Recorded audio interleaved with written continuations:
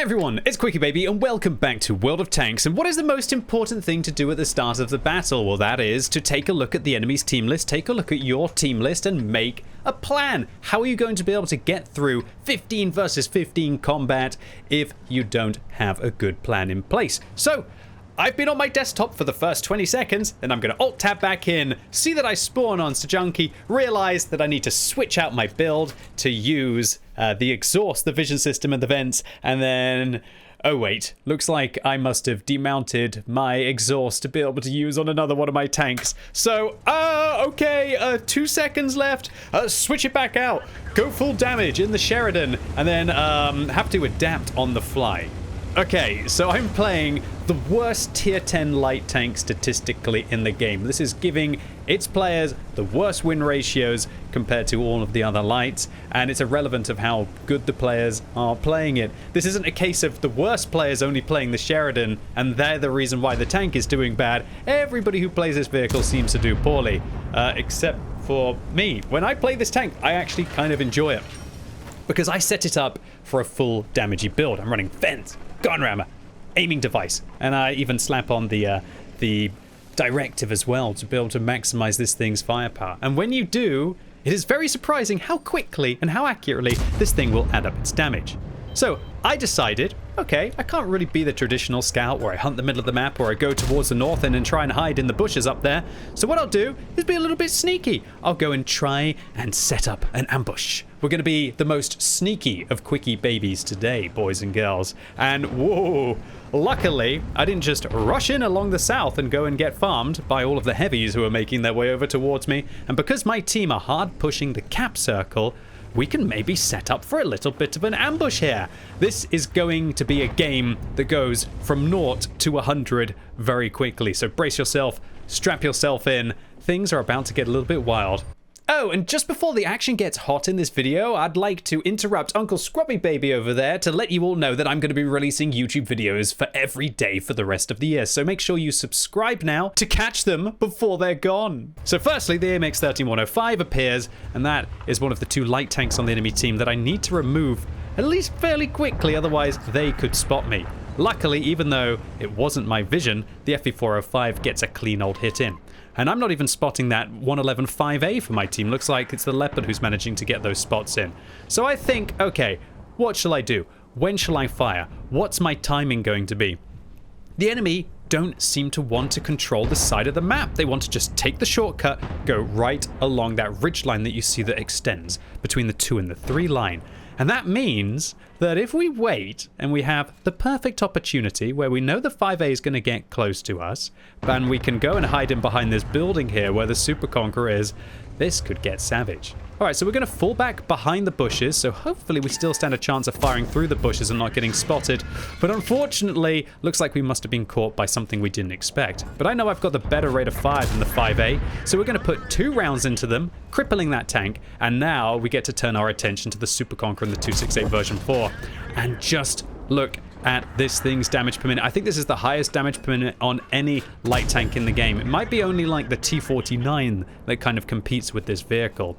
It is staggering how quickly this thing can pick up its paces against its opponents, and we managed to avoid damage from the 5A. We sound like we ricochet a shell from the Super Conqueror, but I think that's because they hit our spaced armor on this tank, and very quickly the enemy have now found themselves in an inhospitable environment, aka having a very angry American shooting at them from hiding behind buildings. And this now means that the Super Conqueror has to turn. They got ammo rack, they were forced to use their repair kit. They're firing HE shells at me now, but the space protection on this tank actually does work wonders. And this 5A rushes around, seeing us deal with the Super Conqueror, but I guess he doesn't realize that we are packing a gun ram of vents and that directive, so we managed to get the shell back in quickly. And just like that, the plan has paid off. It has all worked out. And now we have a graveyard of tanks in front of us.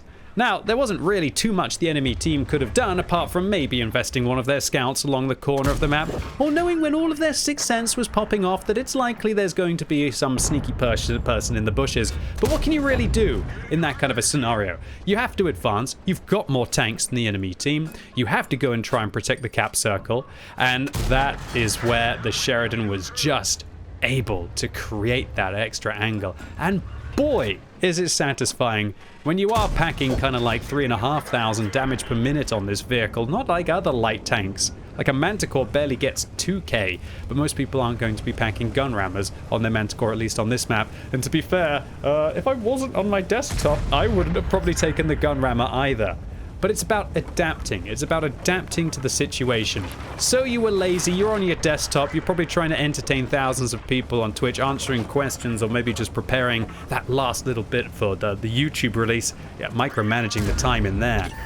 But I managed to catch it with 2 seconds left, adapted, created a plan, and that's what you have to do to be successful in your light tanks.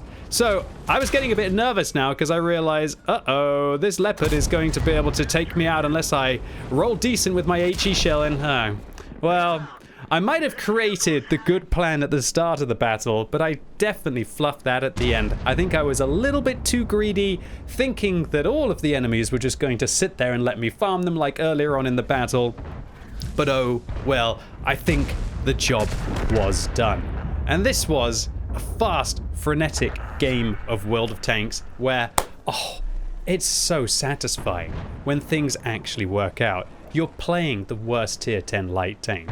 You've managed to mess up at the start of the battle, but you come up with a plan that still gives you a definite S-grade result. Luckily, when you're playing, in theory, the worst tier 10 light tank in the game, it's the easiest one to get an ace tanker in, and only 1,199 was enough to get an ace. We've got 5,500 damage, 2,400 assistance, 8,000 combined in just under 5 minutes for our lifespan. And as we didn't manage to spam gold in this game, we make a decent profit even after repairing our vehicle, doing 50% more damage than anyone else on our team. So, the Sheridan, does it deserve to have by far the worst win rate of any of the tier 10 light tanks at 46.82 compared to the WZ1321 that is packing over 48% win rate? And does it also deserve to have its win rate difference at -4%, even worse than the Rheinmetall Panzerwagen, which has got amongst the best players playing the RHM actually? Well, kind of. The Sheridan does deserve it.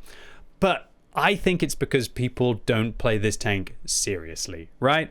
I think it's because a lot of people like to use the 152mm derp and just go, ho ho, I hit for 900. Now, I totally understand that vibe. I totally understand that play style. I do the same thing on my T49. But I think it's far more sensible to use the derp gun on the lower tier American light tank than it is to use it on the top tier one. And so, accordingly, if you're willing to be boring and use the 105mm on the Sheridan, you might be surprised what kind of results it gives to you. And if you want to know the full story, I'd recommend you look no further than my Sheridan Masterclass video, which I'll put in the description of this one, which will explain in great detail why I do what I do, and to give yourself the flexibility to create different plans on different maps and take your gameplay to the next level. So set it up correctly, create a plan, and you'll be surprised what this little American slugger can do on the battlefield. Anyway, ladies and gents, boys and girls, that was it for today. Really hope you enjoyed this video. If you did, give it a thumbs up. If you hated it, give it a thumbs down. And let me know what you think about the Sheridan in the comments down below. Are you a die-hard